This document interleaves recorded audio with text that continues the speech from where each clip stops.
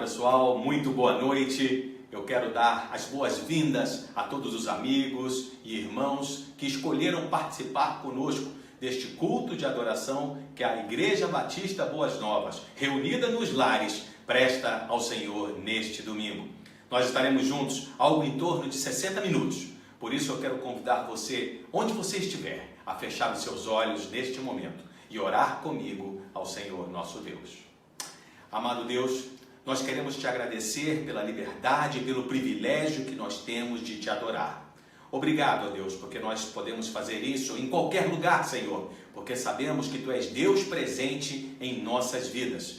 Por isso, neste momento em que a Tua igreja se reúne para prestar a Ti o culto que Te é devido, nós queremos pedir que Teu Espírito Santo nos oriente para que tudo aquilo que fizermos nesta noite seja do Teu agrado. Que nós possamos agradá-lo, Senhor, com os nossos cânticos, com as nossas meditações, porque Tu és digno de toda a nossa adoração e de todo o nosso louvor. Muito obrigado, Senhor, pela maneira como Tens cuidado de nós, como Tens cuidado dos Teus servos. Nós oramos assim, pedindo que Tu recebas este culto, em nome do Teu Filho amado, Jesus Cristo. Amém. E já que falamos de adoração, falamos de louvor, eu quero convidar você a ler comigo também o Salmo de número 100, onde o salmista diz assim: celebrai com júbilo ao Senhor todos os habitantes da terra, cultuai ao Senhor com alegria e apresentai-vos a Ele com cântico. Sabei que o Senhor é Deus, foi Ele e não nós que nos fez, somos povo dele, somos seu rebanho que Ele pastoreia. Entrai pelas portas com ações de graças e em seus átrios com louvor. Rendei-lhe graças e bendizei seu nome, porque o Senhor é bom, o seu amor dura para sempre e a sua fidelidade de geração a geração. Por isso, eu quero convidar você para que nós continuemos a louvar ao Senhor.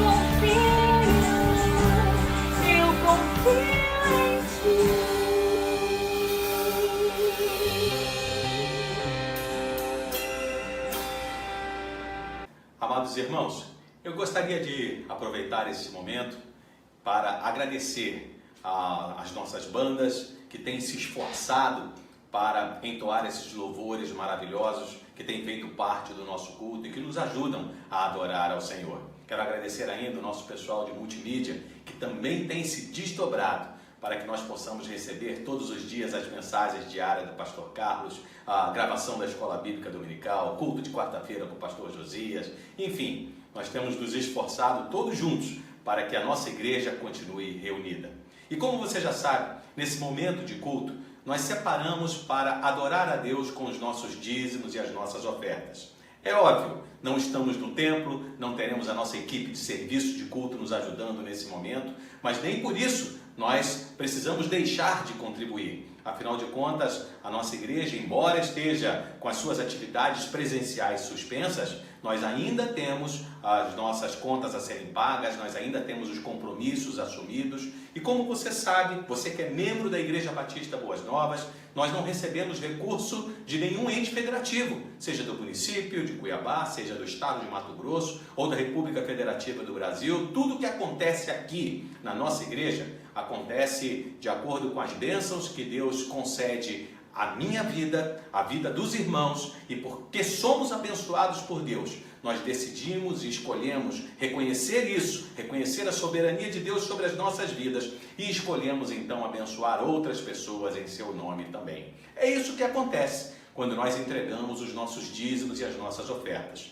Enquanto nós estamos fazendo essa pequena explanação, você tem colocado aqui no telão os números das nossas contas bancárias. Nós temos 3 instituições financeiras que nos atendem para justamente facilitar esse momento de entrega dos seus dízimos e das suas ofertas. Sabemos que o Brasil provavelmente, assim como o estado de Mato Grosso, vai passar por um período de uma recessão por conta desse isolamento social, por conta da suspensão das atividades econômicas, empresas fechadas. Quem sabe até você já está sentindo isso no seu lar. Agora, os nossos jovens realizaram ontem uma atividade fantástica, um drive-thru solidário, onde pudemos deixar aqui na igreja, com toda a segurança, é óbvio, né, as portas abertas, o pessoal aí preparado para receber as doações, e recebemos os mantimentos, recebemos gêneros alimentícios, que agora estão sendo manipulados pelo Ministério de Responsabilidade Social, em especial o pessoal da equipe Maná, que cuida da distribuição de cestas básicas aqui na nossa igreja, e todo esse material ele será distribuído entre as pessoas, não necessariamente membros da nossa igreja, mas as pessoas que cultuam ao Senhor, que adoram ao Senhor conosco aqui na comunidade e que passam por momentos de dificuldades. Eu quero, além de convidar você a adorar a Deus contribuindo ao longo desta semana, eu quero convidar você também a orar pelo nosso país, pela situação financeira que nós havemos de enfrentar e pelas famílias, para que os prejuízos, para que os danos, para que as dificuldades, elas sejam as mínimas possíveis. Que o nosso Deus, ele possa realmente suprir as nossas necessidades e que nós possamos, num futuro muito próximo, quando estivermos reunidos, templo com portas abertas e todos nós aqui adorando juntos ao Senhor nosso Deus, nós possamos testemunhar dessas maravilhas, testemunhar da maneira como Deus cuidou de nós em meio a esse vendaval, em meio a essa pandemia que assola a nossa cidade, o nosso estado, o Brasil e vários países do mundo. Muito obrigado a você que contribuiu ao longo do mês de março. Porque você contribuiu, nós conseguimos aí quitar todos os nossos compromissos. Agora, o mês de abril se apresenta com um desafio ainda maior. Então, de acordo com a bênção que você tem recebido do Senhor, de acordo, com a maneira como você já está acostumado, a adorar a Deus com os seus dízimos e as suas ofertas, eu quero recomendar que você, em especial nesse momento, não esqueça de fazê-lo. Vale a pena depender do Senhor nosso Deus. O que nós temos, tudo pertence a Ele. Quando devolvemos os 10%, nós apenas estamos dizendo: Senhor, muito obrigado, Tu me abençoastes com 100%, esses 10% que sirvam para abençoar outras pessoas. E tenha muita responsabilidade também com o restante, com os outros 90% que ficam conosco, Porque como a Bíblia afirma, o Senhor, Ele é dono de tudo. Então a nossa responsabilidade não termina apenas quando nós entregamos o dízimo aqui na casa do Senhor. Muito pelo contrário, nós temos uma responsabilidade, né, de testemunhar de Jesus em tudo que fazemos, inclusive com a maneira como eu e você aplicamos os nossos recursos financeiros. Muito obrigado a você que tem participado conosco. Eu quero te convidar a orar mais uma vez nesse momento. Amado Deus, os dias são difíceis. Nós estamos realmente vivendo situações às quais não estávamos acostumados, Senhor. E certamente não sabemos e não saberemos como agir corretamente. Por isso, mais do que nunca, nós queremos declarar a nossa total dependência a Ti. Nós dependemos, ó Deus, de Ti, porque reconhecemos que todas as bênçãos que nós temos, inclusive as financeiras, vêm das Tuas mãos. Por isso, nesse momento, agradecendo pelo privilégio que temos de poder contribuir com o crescimento da Tua obra, nós queremos também pedir pelas famílias da nossa igreja. Pedir mais uma vez, clamar pela Tua misericórdia, Senhor. Pedir que a Tua bondade seja estendida até os nossos lares. E que Tu não permitas, Senhor, de maneira alguma, que os Teus servos passem dificuldades, que os Teus servos sofram além do que aquilo que é a Tua vontade, para que possamos aprender durante esse período, para que possamos estreitar ainda mais os nossos relacionamentos uns com os outros e para que possamos também aprender mais de Ti em meio a essa dificuldade vivenciada aqui no nosso país, aqui no estado de Mato Grosso. Portanto, Senhor, nós depositamos a vida dos Teus servos, as nossas vidas, Senhor, diante do Teu altar. E pedimos, cuide de nós, Senhor, como Supremo Pastor, que Tu estejas atento a cada uma das necessidades, sejam elas físicas, sejam elas emocionais, sejam elas financeiras, atento a tudo que os Teus servos precisam, Senhor. E cuida de nós. Receba também a nossa adoração, Senhor, por essa entrega que Te fazemos neste momento. Continua a abençoar as famílias dos Teus servos aqui na Igreja Boas Novas. Em nome do Senhor Jesus, nós Te adoramos. Amém.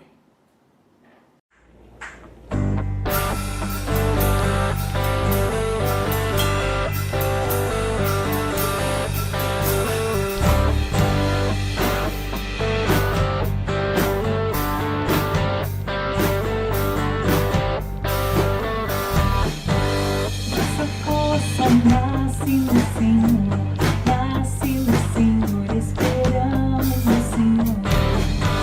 Nossa força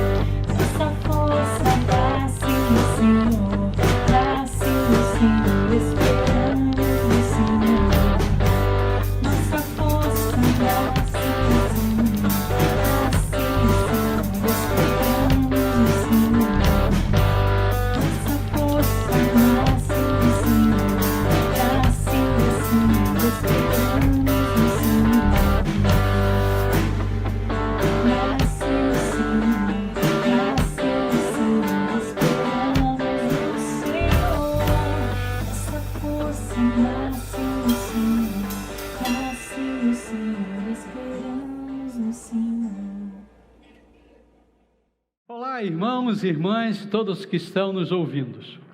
Eu falo para a igreja que está reunida nos lares, mas faço questão de vir aqui no templo pregar, para que você possa ter saudade do nosso templo, o lugar onde nós nos reunimos para a comunhão. As poltronas estão vazias, mas eu vejo cada um de vocês aqui, prestando culto ao nosso Deus, adorando e louvando a Ele. Eu estava orando e pensando no que pregar hoje. Diante do que estamos vivendo, me veio à mente a passagem que Jesus disse: não ponham o Senhor à prova. Considerando que pode haver crentes que estejam se arriscando em contaminar-se e, mais ainda, pondo Deus à prova. Então resolvi estudar o texto bíblico em que narra a tentação de Jesus e o momento em que ele disse que não deveríamos colocar Deus à prova. Então o estudo deu origem a esta mensagem. A tentação de Jesus é narrada por Mateus, por Marcos e por Lucas. Vou ler o texto narrado por Mateus. Mateus capítulo 4, versículos 1 a 11 diz assim: então Jesus foi levado pelo Espírito ao deserto para ser tentado pelo diabo. Depois de jejuar 40 dias e 40 noites, teve fome. O tentador aproximou-se dele e disse: se és o Filho de Deus, manda que estas pedras se transformem em pães. Jesus respondeu: está escrito, nem só de pão viverá o homem, mas de toda a palavra que procede da boca de Deus. Então o diabo o levou à santa cidade, colocou-o na parte mais alta do templo e lhe disse: se és o Filho de Deus, joga-te daqui para baixo, pois está escrito, ele dará ordens a seu respeito aos seus anjos, e com as mãos eles o segurarão, para que você não tropece em alguma pedra. Jesus lhe respondeu: também está escrito, não ponha à prova o Senhor, o seu Deus. Depois o diabo o levou a um monte muito alto, e mostrou-lhe todos os reinos do mundo e o seu esplendor, e disse: tudo isto te darei, se te prostrares e me adorares. Jesus lhe disse: retira-te, Satanás, pois está escrito, adore o Senhor, o seu Deus, e só a Ele preste culto. Então o diabo o deixou, e anjos vieram e o serviram. Vamos começar pelo versículo 1, que diz assim: então Jesus foi levado pelo Espírito ao deserto para ser tentado pelo diabo, depois de jejuar 40 dias e 40 noites. É interessante, a expressão levado pelo Espírito Santo, ou levado pelo Espírito, indica que era da vontade de Deus que Jesus fosse tentado a desobedecer, ou seja, tentado à desobediência, por causa da sua vocação, ou por causa da sua missão, e vencendo a tentação, ele estaria pronto para entrar no ministério que o levaria até a cruz. A tentação faz parte do currículo humano, nós não temos como fugir, pois o diabo existe e faz de tudo para nos afastar de Deus e da missão que Deus nos deu. Jesus deveria ser tentado como Adão foi. Jesus foi tentado, mas não caiu. Adão foi tentado e caiu. Jesus venceu a tentação. Deus permite a tentação não para nos derrubar, mas para vencermos, para nos tornar mais forte, e foi isso que aconteceu. O autor de Hebreus diz que Jesus aprendeu a obediência pelas coisas que sofreu. Está lá em Hebreus capítulo 8, versículo 8, embora sendo filho, ele aprendeu a obedecer por meio daquilo que sofreu. Então, se você está sendo tentado, ou quando você for tentado, lute para não cair, e você vai sair muito mais forte. Jesus saiu dali, e então iniciou o seu ministério.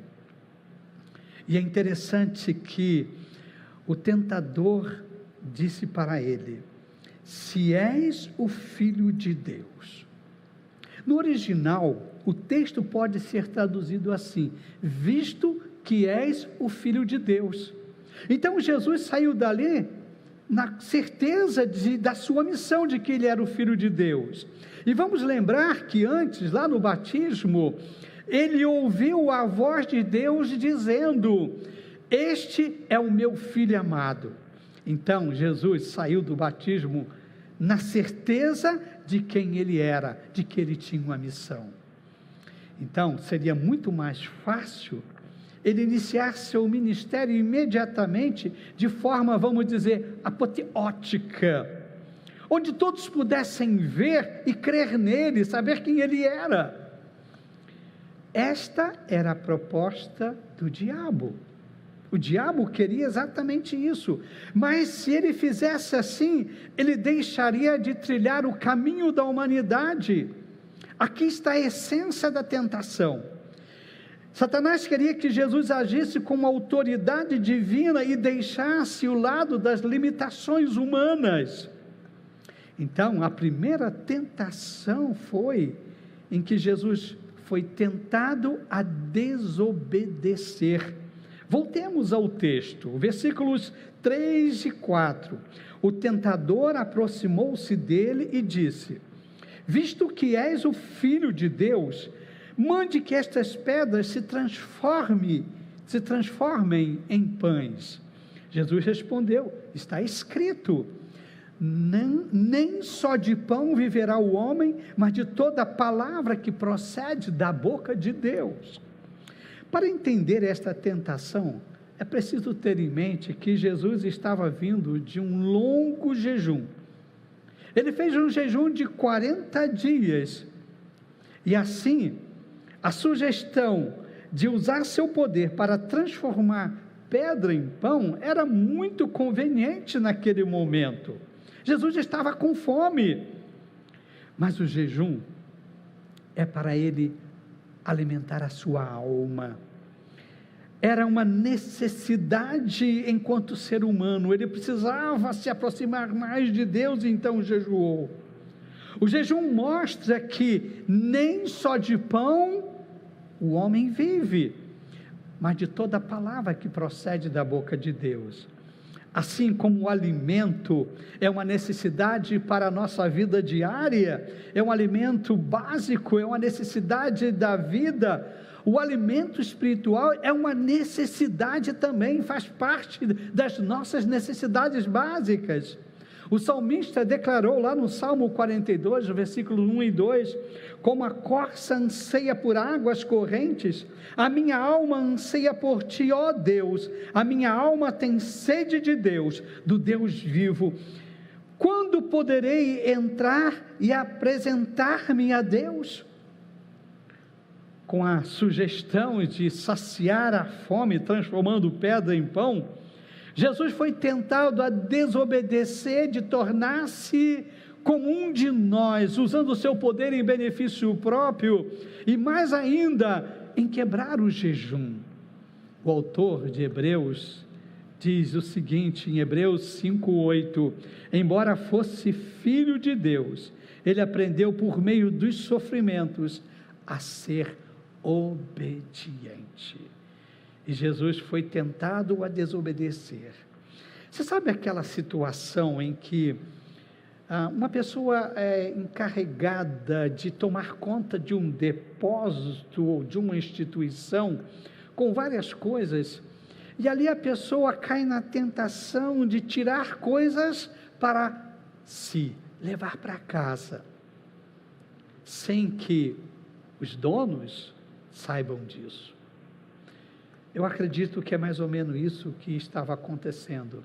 Satanás estava dizendo: use o seu poder, use esse dom que você tem para você se alimentar. Esquece o lado humano, use o seu poder. Eu acho que era mais ou menos isso que o diabo queria, fazer com que Jesus usasse o poder em benefício próprio, como uma pessoa que retira objeto de seu trabalho e leva para casa escondido. Então, Jesus pecaria, assim como as pessoas que fazem isso pecam. Na segunda tentação, Jesus foi tentado em sua capacitação.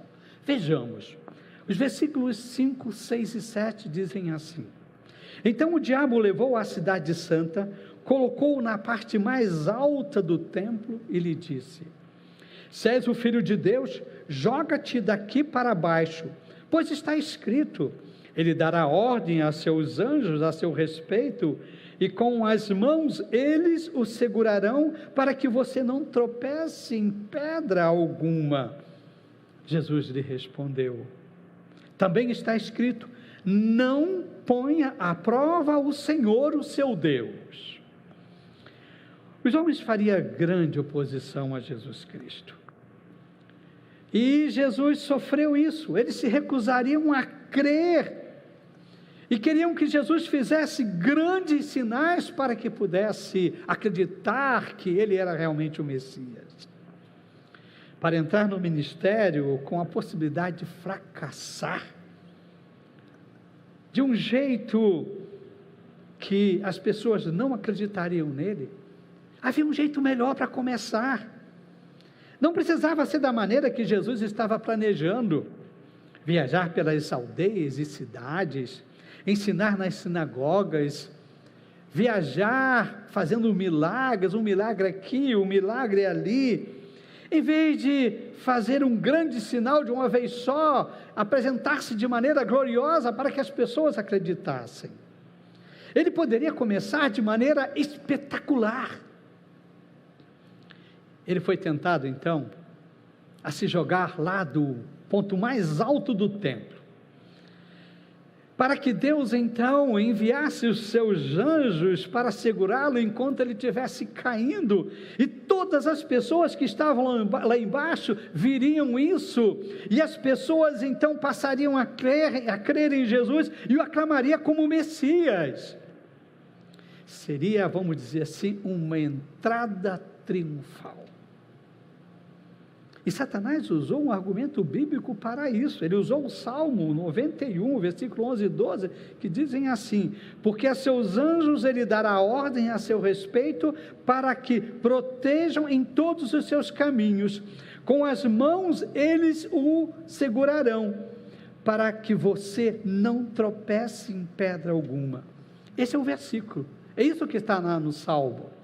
Mas Satanás omitiu a parte que diz: para que te protejam em todos os seus caminhos, alterando assim o ensino bíblico, nesse caso, estimulando a se arriscar desnecessariamente. Aqui eu preciso lembrar a todos que cada um deve fazer a sua parte para se proteger do vírus Covid-19. Esse vírus é uma realidade. Ele está deixando muitas pessoas doentes em estado crítico, e ele está matando gente, ou seja, ele é real. Não tente sair por aí no meio da multidão, infringindo as normas sanitárias, tentando Deus para proteger. Eu ouvi dizer: nós somos crentes, Deus não vai deixar que isso nos aconteça. Não, isso é colocar Deus à prova. Jesus contra-atacou esse argumento de Satanás, ou essa sugestão, com outra passagem bíblica, em que faz referência ao povo de Israel, quando forçou Moisés a persuadir a Deus a prover água de maneira miraculosa para eles. Está lá em Êxodo capítulo 17, o versículo 7, que diz assim: e chamou aquele lugar Massá e Meribá, porque ali os israelitas reclamaram e puseram o Senhor à prova, dizendo: o Senhor está entre nós ou não? Eu fico preocupado que alguns crentes queiram colocar Deus à prova, colocando-se então em situações de risco, em que pode se contaminar e contaminar outros com o coronavírus.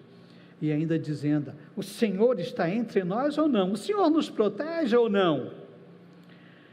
Jesus lembra de como Deus reagiu com o povo naquela situação. Deuteronômio capítulo 6, versículo 16, vai dizer o seguinte: não ponham à prova o Senhor seu Deus, como fizeram em Massá. O próprio Deus está dizendo: não faça isso, eu estou no meio de vocês, mas não me ponham à prova. O caminho de Jesus era o caminho de sofrimento. Os profetas o chamaram de o servo sofredor. Ele teria que passar por todas as lutas que nós seres humanos passamos: desprezo, rejeição, dor, sede, fome, tentação. Ele não podia escolher outro caminho, senão ele não se tornaria ser humano. Jesus teve que vencer o péssimo princípio de que os fins justificam o meio. Um princípio seguido por muitos que praticam, por exemplo, a corrupção como um caminho para atingir certos objetivos financeiros ou atingir sucesso. Deixe-me fazer uma pergunta para você, uma pergunta bem prática. Você conseguiu alguma coisa através da corrupção? Reflita sobre isso. Olhe na sua vida, você conseguiu alguma coisa através da corrupção? O diabo estava tentando Jesus em sua capacidade de cumprir sua missão, de alcançar o objetivo pelos caminhos regulares, pelos caminhos do ser humano que ele precisava percorrer. Jesus não caiu nessa tentação. Jesus venceu. Jesus venceu a primeira tentação. Jesus venceu essa segunda tentação, e Jesus venceu a terceira tentação também. Veja a terceira tentação: ele foi tentado a fazer atalhos. Vamos ao texto, os versículos 8 a 10 dizem assim: depois o diabo o levou a um monte muito alto e mostrou-lhe todos os reinos do mundo e o seu esplendor, e disse-lhe: tudo isso te darei se te prostrares e me adorares. Jesus lhe disse: retira-se, Satanás, pois está escrito: adore o Senhor, o seu Deus, e só a Ele preste culto. Quando estava chegando o momento do povo de Israel entrar na terra prometida, o Senhor levou Moisés lá para o alto do Monte Nebo. E lá então ele mostrou toda a terra de Israel, a terra de Canaã, a terra prometida. Deus disse para Moisés: veja a terra de Canaã, eu vou dar esta terra aos israelitas como sua propriedade. Deus estava dizendo para Moisés: Moisés, os seus descendentes vão possuir esta terra. Interessante, agora Satanás leva Jesus para um alto monte, e lá ele mostra os reinos do mundo todo, e o esplendor destes reinos, e disse: olha, tudo isso eu te darei, se prostrares e me adorares. Talvez alguns estejam perguntando: os reinos do mundo são de Satanás? Veja o que Jesus disse, quando ele estava falando que iria morrer e depois ressuscitar. Lá em João capítulo 12, versículo 31, diz assim: chega a hora de ser julgado este mundo, agora será expulso o príncipe deste mundo. Jesus disse que Satanás é o príncipe deste mundo. Lá em João 14, 30, ele disse o seguinte: já não falarei muito, pois o príncipe deste mundo está vindo, ele não tem nenhum direito sobre mim. Ai, que maravilha! Jesus venceu a tentação e Satanás não tinha direito nenhum sobre ele. Jesus não fez a vontade de Satanás, e Satanás, portanto, não tinha nenhum direito sobre ele. 1 João capítulo 5, versículo 19, temos assim: sabemos que somos de Deus, e que o mundo todo está sob o poder do maligno. Nós somos de Deus, mas o mundo está sob o poder do maligno. Então, Satanás, o diabo, tinha assim essa autoridade de dizer: Jesus, eu te dou tudo isto, porque o mundo está sob o poder dele. E ele ofereceu para Jesus, ele disse: Jesus, eu te dou tudo isso, você veio conquistar o mundo, você veio ganhar almas, eu dou todas para o Senhor, você não precisa trabalhar, você não precisa fazer nada, você não precisa ganhar o mundo com lágrimas, você não precisa arriscar sua vida, você não precisa fazer esse sacrifício, você conseguirá tudo isso simplesmente se você me adorar, se você me colocar na posição de Deus. E Jesus então respondeu para Satanás com um mandamento divino: temam o Senhor, o seu Deus, e só a Ele prestem culto. Percebe? Satanás estava dizendo: Jesus, tem outros caminhos, vamos fazer um atalho, vai ser mais fácil, é mais fácil você conquistar o mundo, vai ser seu, se você me adorar, se você me colocar como Deus, eu te dou. E Jesus teria falhado, e Satanás então realmente dominaria para sempre. Temam o Senhor, o seu Deus, e só a Ele preste culto. Evite atalhos, porque os atalhos não são do Senhor. Não tente alcançar suas metas de vida deixando Deus fora, deixando de cultuar a Deus, de adorar a Deus com suas atitudes, com suas ações. Satanás sabe, conhece a palavra de Deus, mas ele não concorda com ela e, portanto, ele deturpa a palavra de Deus. A maneira melhor de você vencer as tentações na vida é usando a palavra de Deus, portanto, você precisa conhecer a palavra de Deus. Percebe como Jesus venceu Satanás usando a palavra de Deus, e Satanás usou a palavra de Deus também.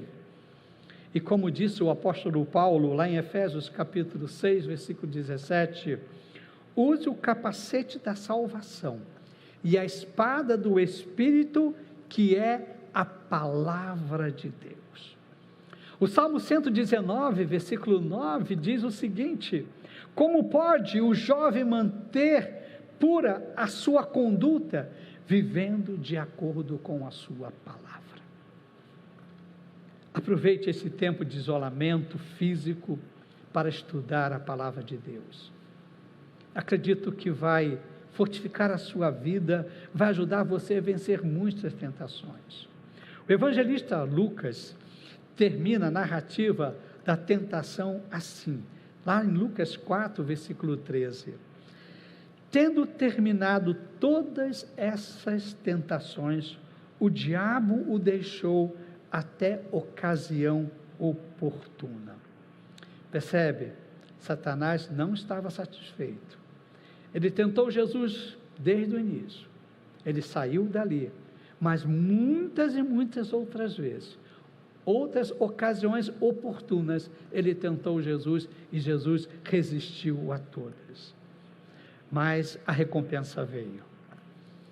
Mateus capítulo 4, versículo 11, então, volta à narrativa de Mateus, diz assim: então o diabo o deixou, e anjos vieram e o serviram. Interessante, Marcos também termina assim, lá em Marcos 1,13, havia ali animais selvagens, e os anjos cuidavam dele.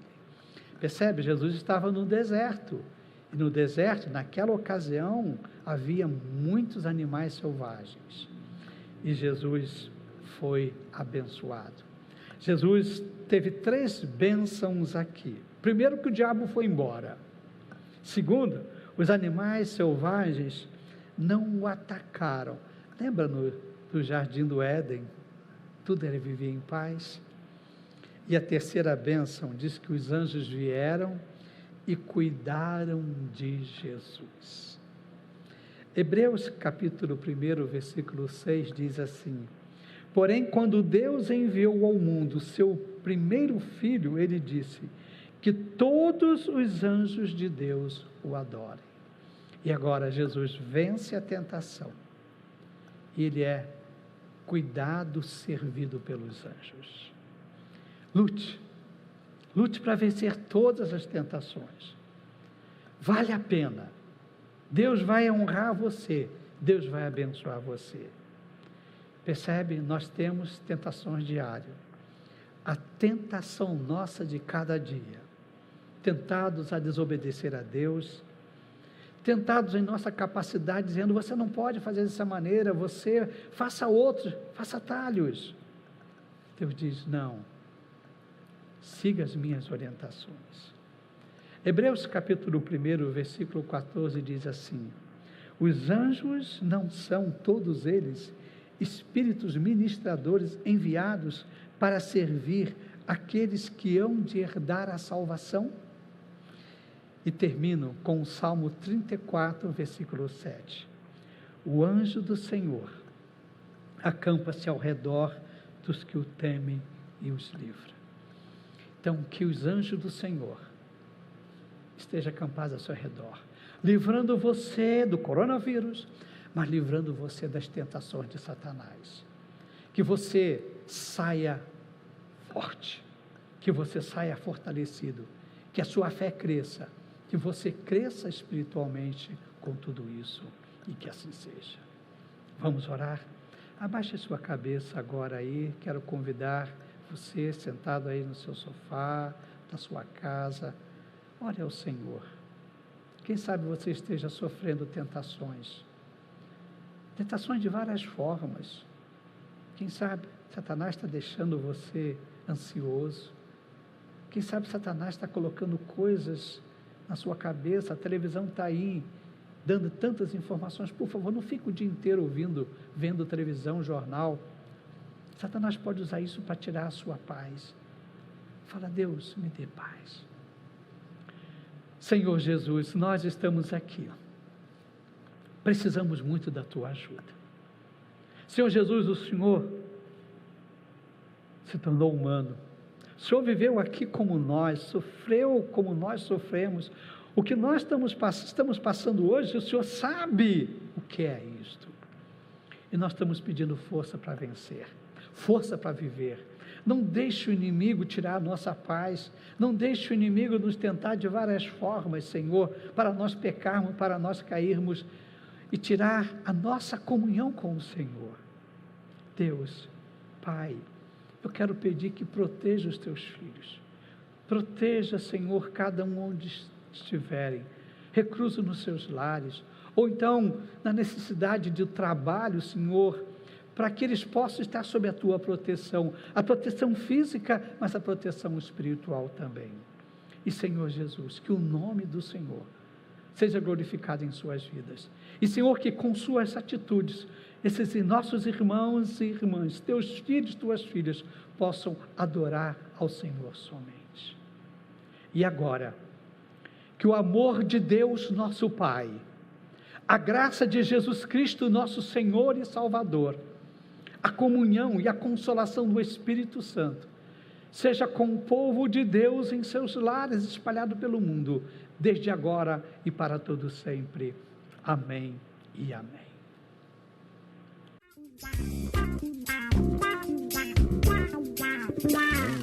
Abençoa esse povo seu.